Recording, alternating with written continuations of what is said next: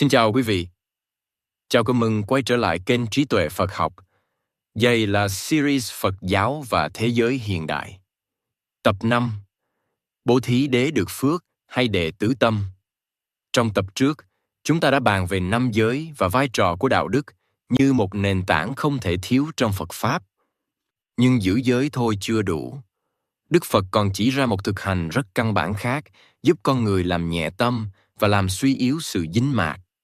Đó là bố thí. Trong tập này, chúng ta sẽ cùng nhìn sâu hơn vào ý nghĩa thực sự của bố thí trong đời sống hiện đại. Khi nói đến tu tập theo Phật Pháp, nhiều người thường nghĩ ngay đến thiền định, đến chánh niệm, hoặc đến những trạng thái an tịnh của tâm. Nhưng trong kinh điển, Đức Phật lại đặt một thực hành rất căn bản ở vị trí khởi đầu của con đường tu tập. Đó là bố thí.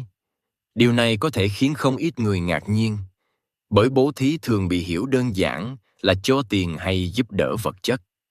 Nhưng trong Phật Pháp, bố thí mang một ý nghĩa sâu hơn rất nhiều, liên quan trực tiếp đến cách con người đối diện với sự chiếm hữu và dính mắc trong đời sống. Bố thí trong Phật Pháp không chỉ là hành động cho đi, mà là một phương pháp tu tập nhằm làm suy yếu gốc rễ của tham.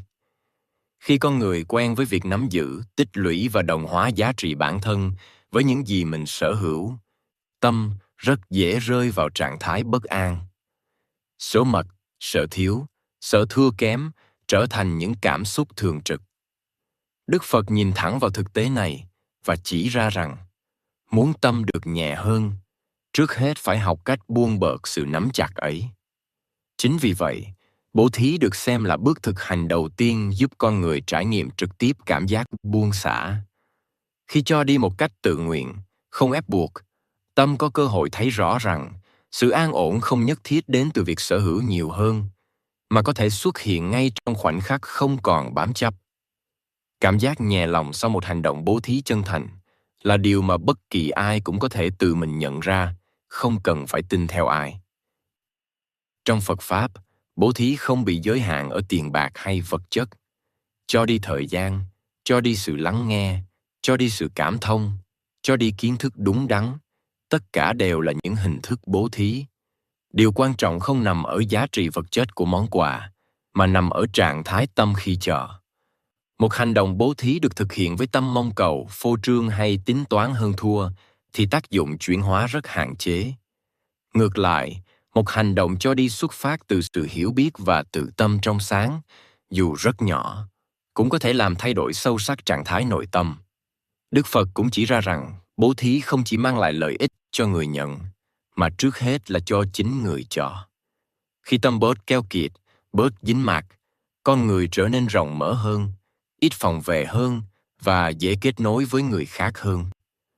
Trong một xã hội ngày càng bị chi phối bởi tiêu thụ và cạnh tranh, sự keo kiệt không chỉ tồn tại ở vật chất mà còn ở sự khép kín của tâm. Bố thí, theo tinh thần Phật Pháp, chính là phương thuốc giúp phá vỡ sự khép kín ấy. Bên cạnh đó, Phật Pháp cũng đạt bố thí trong mối liên hệ với nhân và quả. Một tâm quen cho đi thường tạo ra những điều kiện thuận lợi cho đời sống an ổn trong tương lai. Nhưng điều quan trọng là Đức Phật không khuyến khích bố thí với động cơ tính toán hay mong cầu phần thưởng. Bố thí, nếu được thực hành đúng, sẽ dần dần làm thay đổi cách con người nhìn về hạnh phúc, từ chỗ tìm kiếm bên ngoài sang chỗ nhận ra sự đủ đầy bên trong. Trong tiến trình tu tập, bố thí còn đóng vai trò chuẩn bị cho những bước đi sâu hơn. Một tâm quá dính mác rất khó đi vào chánh niệm và thiền định. Ngược lại, khi tâm đã quen với việc buông bột, việc quay về quan sát nội tâm trở nên tự nhiên hơn.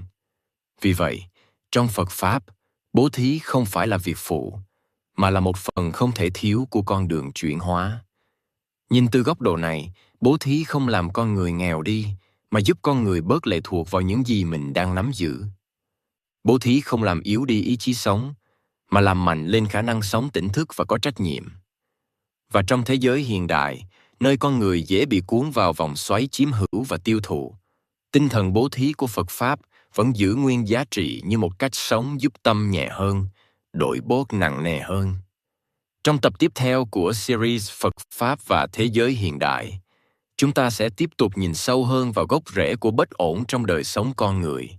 Đó là tham, sân và xí, và vì sao Phật Pháp xem việc nhận diện và chuyển hóa ba yếu tố này là chìa khóa để giảm khổ đau, không chỉ cho cá nhân mà cho cả đời sống chung.